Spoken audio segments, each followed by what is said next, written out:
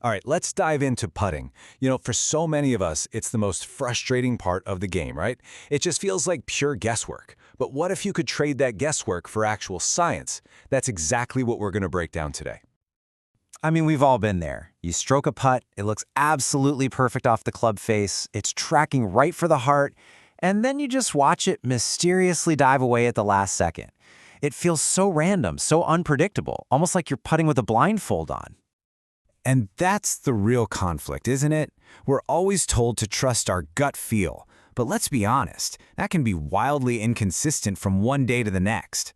But then you have the undeniable laws of physics, gravity, slope, speed, and those are predictable and measurable every single time.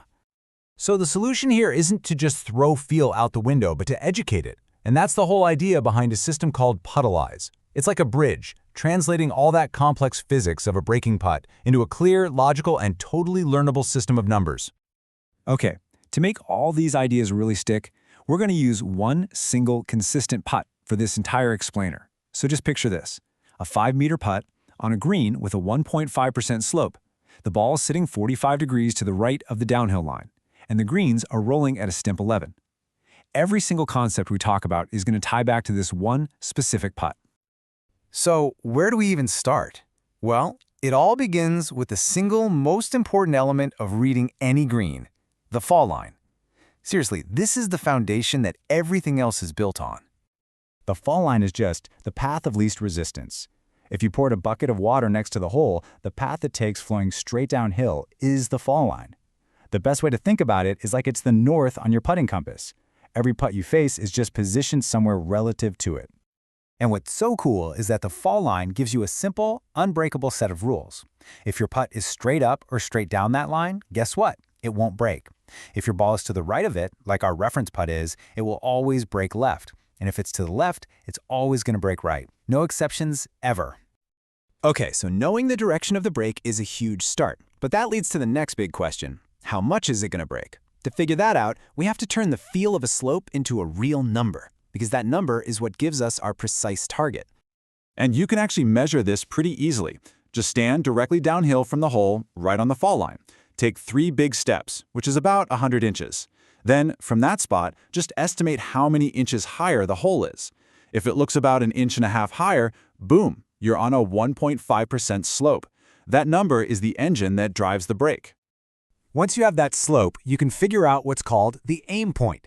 Now this is the specific spot on the fall line, always above the hole, that you need to aim your ball at. It's basically the mathematical answer to gravity's pull, letting you preload your putt with the perfect starting line. And this is where we leave the world of hoping and guessing completely behind. We're not just picking a vague spot somewhere outside the left edge. We are identifying a calculated physical target. So for our 5-meter reference putt with that 1.5% slope on a Stimp 11 green, what's the answer? Physics dictates that the aim point is exactly 41 centimeters above the hole, right on the fall line. That is your target. You've probably heard this advice a million times, right? And the aim point is exactly why it's so important. The vast majority of amateurs miss on the low side because they underread the break. By aiming high at your aim point, you keep the ball working towards the hole, which actually gives gravity a chance to bring it on home. But look, line is only half the battle. You can aim perfectly at that 41-centimeter spot, but if your speed is wrong, you're still going to miss. Pace is the silent partner to your aim. So, to control our pace, we use another concept called the distance point. Now, this isn't about how hard to hit the ball. It's about calibrating the right amount of energy. The distance point tells you how far the ball would roll if the hole just wasn't there, and that ensures it arrives with the perfect speed. And here's where you see the connection between line and speed. For our putt, the distance point is another 74 centimeters beyond our aim point. Now just think about that for a second. To hold this 5-meter putt, you have to hit it with enough energy for it to travel over 6 meters. So why that specific amount of energy? It's because it guarantees the ball arrives at the hole traveling at the optimal speed, 4 rotations per second. You can think of this as the universal constant for perfect pace. It's not too fast, it's not too slow, it's the speed at which the hole is effectively at its largest size.